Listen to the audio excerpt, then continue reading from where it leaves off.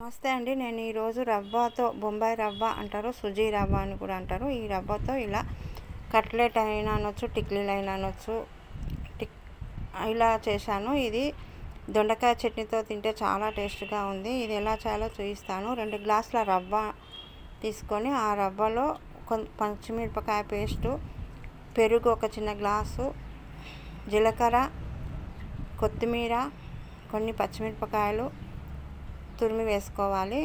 ఉల్లిపాయ ముక్కలు చిన్నగా కట్ చేసుకొని వేసుకోవాలి. కారం, అల్లం వెల్లుల్లి పేస్టు, కొంచెం పుదీనా, కరివేపాకు వేసుకొని బాగా అంతా కలిసే వరకు బాగా కలుపుకోవాలి. కలుపుకుంటుంటే కొంచెం వడలు చేసుకోవడానికి ఉండేటట్లు కొంచెం వాటర్ పోసుకొని ఇలా మొత్తం అంతా కలుపుకోవాలి. కలుపుకొని ఒక 10 నిమిషాలు నానబెట్టాలి. ఇలా ఒక 10 నిమిషాలు నానితే పిండి ఈ రవ్వ మెత్తగా వస్తుంది. ఇలా వస్తుంది. ఇలా వచ్చిన తర్వాత స్టవ్ మీద పెనం పెట్టి కొంచెం ఆయిల్ వేసుకొని,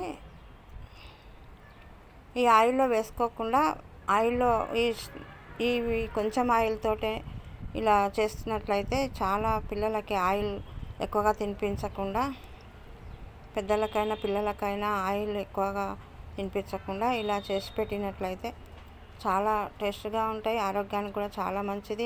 ఇది అప్పటికప్పుడు చేసుకోవచ్చు. ఇంట్లో ఉంటుంది రవ్వ, అన్నీ ఇంట్లోనే ఉంటాయి కాబట్టి అప్పటికప్పుడు ఏమన్నా ఉందా అని పిల్లలు అడిగినప్పుడు అప్పటికప్పుడు చేసుకోవచ్చు. పిల్లలు స్నాక్స్కి పెట్టవచ్చు, స్కూల్కి, ఉదయం టిఫిన్కి చేసుకోవచ్చు. సాయంత్రం పూట స్నాక్స్కి కూడా చాలా ఇష్టంగా తింటారు పిల్లలు. వెరైటీగా ఉంటాయి కాబట్టి పిల్లలకి ఇలా చేసి పెట్టినట్లయితే ఆరోగ్యానికి కూడా చాలా